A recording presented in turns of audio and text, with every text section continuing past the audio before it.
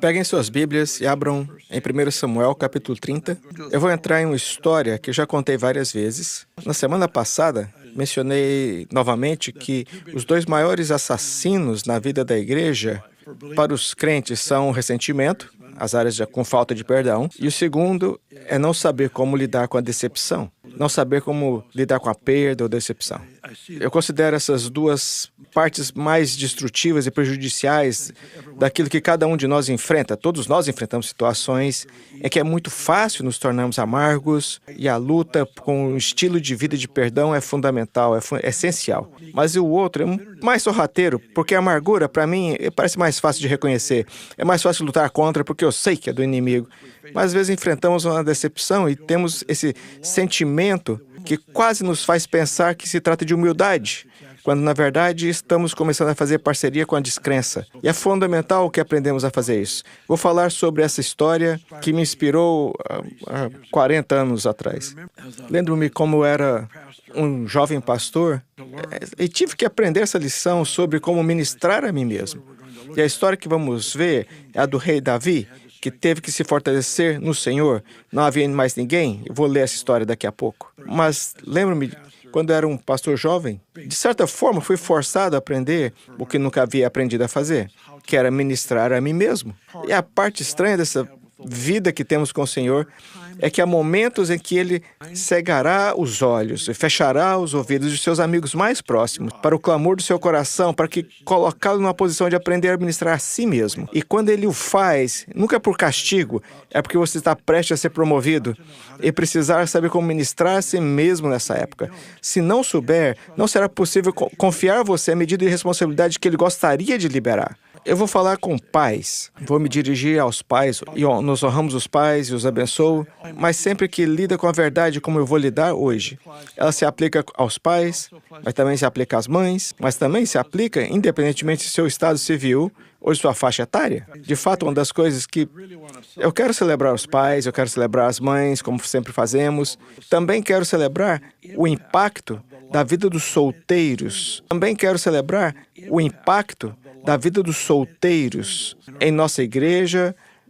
sem ter que colocá-los em uma posição em que pensem que não serão realizados na vida até que se casem e tenham filhos, porque isso não é verdade. Isso é absolutamente um engano. E às vezes, ao celebrarmos mães e pais e o privilégio de ter filhos, às vezes sem querer, pomos de lado a incrível posição que Deus colocou os solteiros em nossa igreja e na nossa sociedade, lugares críticos de influência. Meu Deus, Jesus era solteiro. Ele se saiu muito bem. Ele se saiu muito bem ao influenciar as pessoas. Paulo, alguns acham que ele era casado. Se ele era, sua esposa passou muito tempo sozinha. Vamos dizer assim, porque ele viajou o planeta. Algumas das pessoas mais importantes da Bíblia não eram casados. E é importante que, ao honrarmos e celebrarmos a beleza do casamento e o privilégio de ter filhos, também celebremos o fato de que a mesma graça que recai sobre mim como pai também pode recair sobre uma pessoa solteira em seu lugar de influência na cultura da sociedade. Algumas das pessoas mais importantes que já viveram nunca foram casadas. Portanto, temos que manter isso em perspectiva. Tudo bem? Vou falar sobre Davi e seus valentes. Em 1 Samuel 22, se estiver anotando, o versículo 2 diz: juntaram-se a Davi todos os que estavam em dificuldade, endividados e os descontentes. Davi foi ungido para ser rei. Ele foi ungido pelo profeta Samuel. Nenhuma de suas palavras caiu por terra. Foi a declaração de sua unção profética. E, no entanto, quando Davi foi ungido para ser o rei de Israel, ele acabou na casa de Saul como um grande guerreiro. O Saul se encantou porque ele era muito bom no que ele fazia. Davi poupou Israel de uma grande vergonha quando ele matou Golias. Mas o povo começou a elogiar Davi mais do que Samuel. E as músicas que cantavam eram: Saul matou seus milhares e Davi seus 10 milhares. A inveja que dominava o coração de Saul colocou nele, um foco, um desejo de assassinato. E ele vivia para matar e destruir Davi. Ele perseguiu, tentando matá-lo acho que por cerca de 10 a 13 anos, algo assim. Ele tentou matar Davi por esse tempo. Assim, Davi agora teve que fugir da casa de Saul. Eu quero que imagine isso comigo. Imagine esse homem que se tornaria rei e conduziria Israel ao início de seus anos dourados, como diz a história. Davi e Salomão levaram Israel a isso. Davi está na casa de Saul e Saul quer matá-lo. Atirar uma lança nele e o persegue. Davi foge e se esconde em uma das cidades de Israel, entre os seus irmãos. Agora você precisa entender que ele é aplaudido, ele é celebrado por todos. Todos o amam.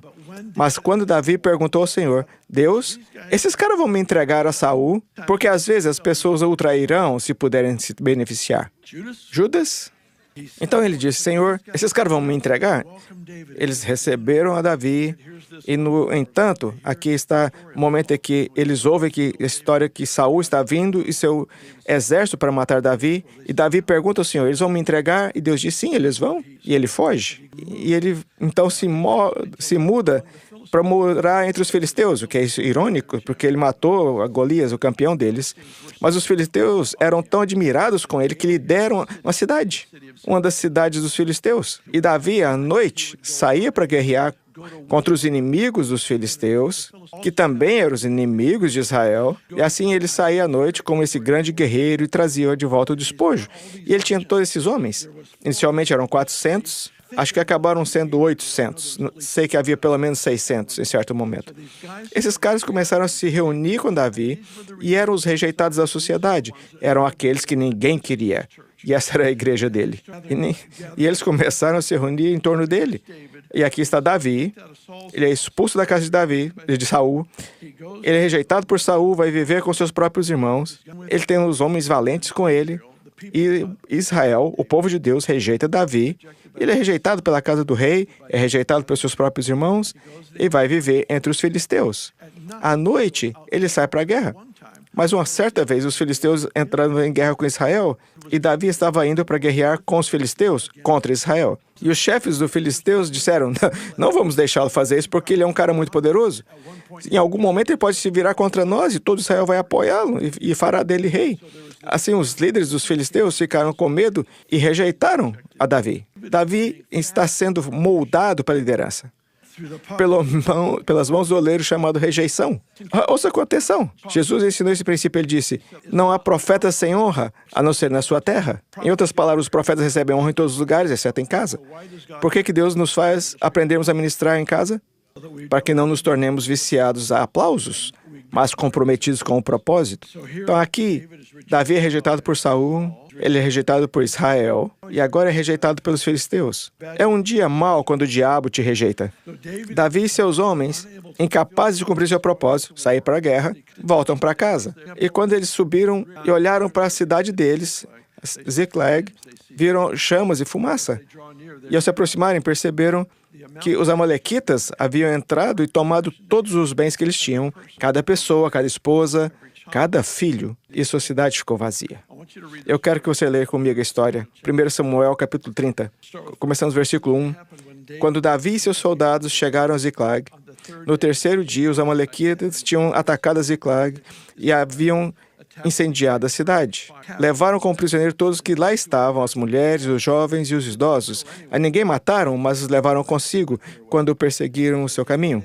E ao chegarem, Davi e seus soldados encontraram a cidade destruída pelo fogo e viram suas mulheres, seus filhos e suas filhas haviam sido levados como prisioneiros. Então Davi e seus soldados choraram em alta voz até não terem mais forças. As duas mulheres de Davi também tinham sido levadas, Ainoã de Israel e Abigail de Carmelo. Davi ficou profundamente angustiado, pois os homens falavam de empredejá-lo. Todos estavam amargurados por causa de seus filhos e suas filhas. Davi, porém, fortaleceu-se no Senhor seu Deus. Davi, porém, fortaleceu-se no Senhor seu Deus.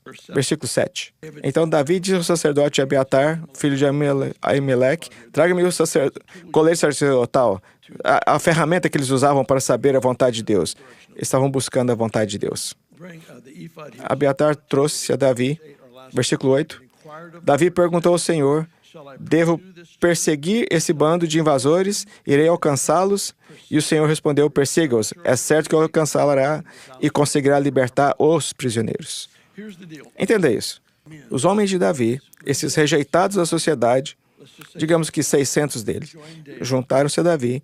Em 2 Samuel, capítulo 23, temos um capítulo diferente de qualquer outro capítulo da Bíblia, que destaca pelo nome as extraordinárias realizações desses homens. Um homem vai para a guerra, um homem contra 800, e ele mata todos os 800. Isso é um dom sobrenatural. Eu não gosto de filmes sangrentos, mas eu assistiria esse, porque nosso cara ganhou, sabe? Há algo extraordinário, um dom de Deus sobre ele. Contexto do Velho Testamento, sobre como era a guerra e como era a vitória. Mas havia algo sobre esses homens, e isso resume, como 33 deles, que eram chave, que foram listados por nome com as suas realizações, suas demonstrações sobrenaturais incomuns de força. Extraordinário. Os rejeitados da sociedade acabam se tornando os valentes de Davi.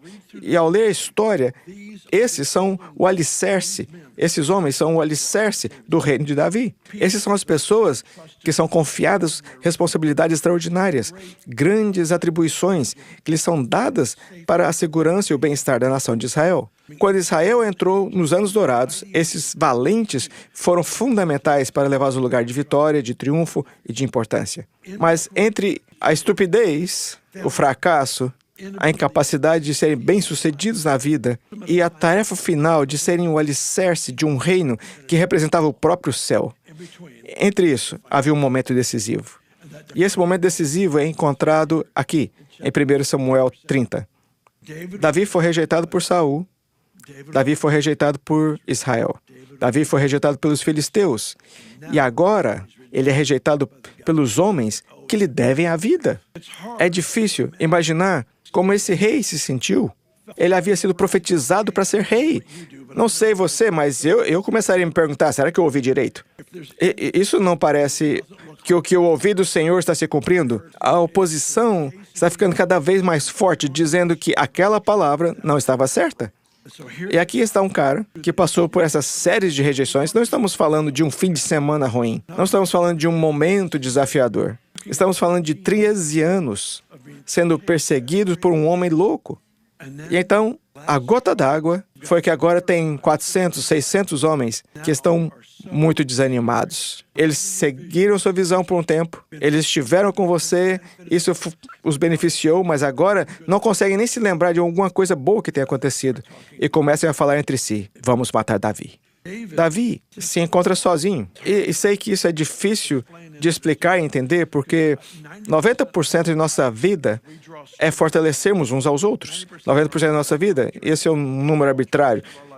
Grande parte da nossa vida, aprendemos a viver em comunidade, como viver como corpo, dependendo um do outro, buscando conselhos, recebendo oração, profetizando uns aos outros, recebendo palavras proféticas. Essa é a nossa vida, mas passamos esse tempo junto, mas temos esse pequeno tempo. E que eu faço que esses 10% dessa vida, determina o peso de responsabilidade que Deus pode confiar em mim. E nesses 10%, o próprio Jesus cegará os olhos e fechará os ouvidos de seus amigos mais próximos para o clamor do seu coração, para colocá-lo em uma posição em que você terá que aprender a ministrar a si mesmo. Não é para ser independente. Tudo que ele faz por nós é para nos fortalecer. Davi queria construir um templo. Deus não quis falar com ele. É uma história bizarra. Deus não falava com ele, exceto por meio de Natã e Gade. Ele não queria que ele se tornasse independente em seu serviço ao Senhor, mas que dependesse um dos outros, que falavam em sua vida de forma correta no tempo certo. Por isso, às vezes, o Senhor retém coisas de nós até estarmos com as pessoas certas. Então, é esse toque, aquela oração, aquela palavra profética, aquele versículo que foi compartilhado, seja o que for, grande parte da nossa vida é isso. Mas é esse pequeno tempo que diz, você foi rejeitado aqui, aqui, aqui, e agora os caras em que mais confiava se voltaram contra você. O que você faz? Davi se fortaleceu no Senhor.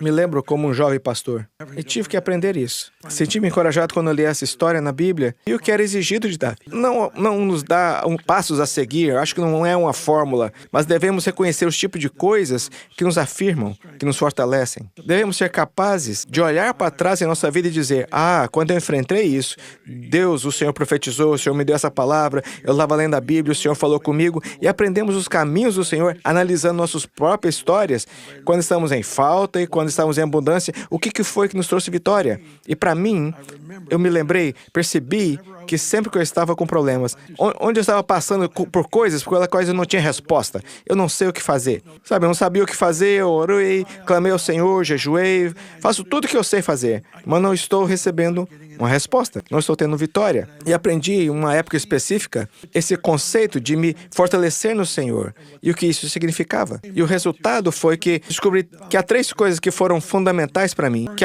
agora são o meu normal, são meus hábitos que, sem ter que pensar sobre eles, não preciso criar uma estratégia ou planejar, são coisas automáticas que eu faço. Primeira coisa, eu entro na palavra. Vou para a Bíblia e leio. As pessoas dizem, eu li 10 capítulos e não vi nada. Então, leia 10 mais. Eu orei por 2 horas, nada aconteceu. Ótimo, ore mais 2 amanhã. Faça o que precisa fazer. Nada está acontecendo. Sim, está. Você não pode se mergulhar no coração e na mente de Deus e não mudar. Pode não ser algo repentino, explosivo, Deus em sua vida. Pode ser uma mudança sutil, mas está acontecendo porque é impossível expor-se ao coração e à mente de Deus e não experimentar mudança. Já aconteceu de ser palavras estrondosas. Essa é a minha favorita. Gosto muito mais do de repente de Deus do que espere de Deus. Tenho que me adaptar ao espere, porque para mim esse é o normal. Mas de vez em quando eu recebo o de repente. E aí a pessoa, obrigado. Estou esperando por isso há muito tempo. As pessoas dizem, eu não me lembro o que li na Bíblia. Eu digo, tudo bem, eu não me lembro o que eu comi na sexta-feira passada, mas mesmo assim me nutriu. Assim ainda se nutre. E há uma lenta transformação, uma mudança quando nos expomos. E é isso que eu faço. Eu li essa manhã um versículo específico que eu precisava para a situação que eu estou agora e me lembrei da mente do Senhor, do coração do Senhor, fortalecendo-me a mim mesmo. A segunda coisa é a adoração. Há uma liberdade, uma libertação, algo que ocorre na presença que você não consegue obter em nenhum outro lugar. Você não encontra nenhum. Em Riverview, morávamos atrás da igreja, ia lá tarde da noite e clamava a Deus, clamava, horas e horas. Levei um tempo para aprender isso, mas houve momentos em que eu orava e não conseguia sair daquela nuvem. Não sei se isso faz sentido para mais alguém, mas eu jejuava, orava, fazia tudo o que eu sabia fazer. E aquela nuvem ia comigo para o prédio e ficava lá por horas e saía quando eu ia embora, sabe? Era como se fosse minha amiga. E houve momentos em que era isso que acontecia e eu descobri algo. Eu não conseguia orar para sair de debaixo daquela nuvem, mas eu podia dançar para sair debaixo daquela nuvem. Era assim. Minha dança hoje é um pouco diferente da minha dança de 40 anos atrás. Hoje eu posso perder partes do corpo se eu fizer o que eu costumava fazer. Mas eu podia gritar para sair. Em outras palavras, aquela nuvem escura que parecem cobrir nosso coração, pensamentos e emoções, às vezes eu não conseguia orar para afastá-la. Mas se eu tomasse essa decisão pela alegria, isso vai soar um estranho para você, mas se eu tomasse a decisão pela alegria e optasse para expressar alegria, independente da ausência de alegria, aquela nuvem se dissiparia rapidamente. Não era como uma hora de guerra, eram como 3 minutos e era diferente.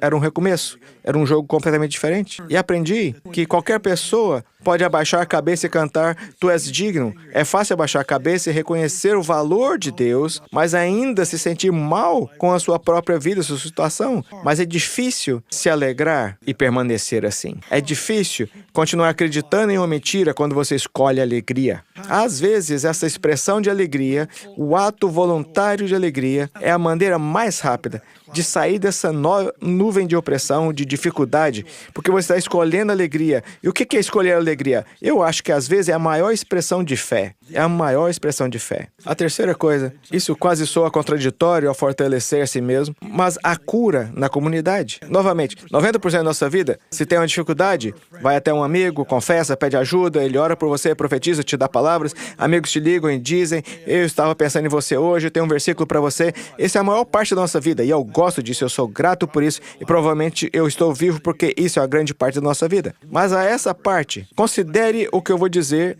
à luz de tudo que eu já disse. Às vezes, é importante que eu não diga às pessoas ao meu redor o que está errado, porque é fácil. Se você for como eu, É fácil ficar viciado em dar atenção a um problema. E nossa identidade começa a se tornar o problema que enfrentamos. Quem é o cego Bartimeu quando ele foi curado? Nós nos identificamos, não sei se já pensamos nisso, mas gostamos de ser incentivados, gostamos de pessoas que pensem em nós, nos sirvam, nos ajudem. Tudo bem, todos os bebês crescem dessa forma. Todas as crianças de 2 anos são servidas. Em algum momento, quando você tem 20 anos e ainda usa fraldas, aí é a hora de crescer. Me senti inspirado. Então, às vezes, é importante, como comunidade, de passarmos tempos uns com os outros. Não preciso fazer do meu problema o motivo pelo qual vamos tomar café. Vamos tomar café porque eu te valorizo, você me valoriza e passamos tempo juntos. Faz sentido? Às vezes, são pessoas que não sabem de nada e compartilham um testemunho que, por acaso, é exatamente o que você precisa.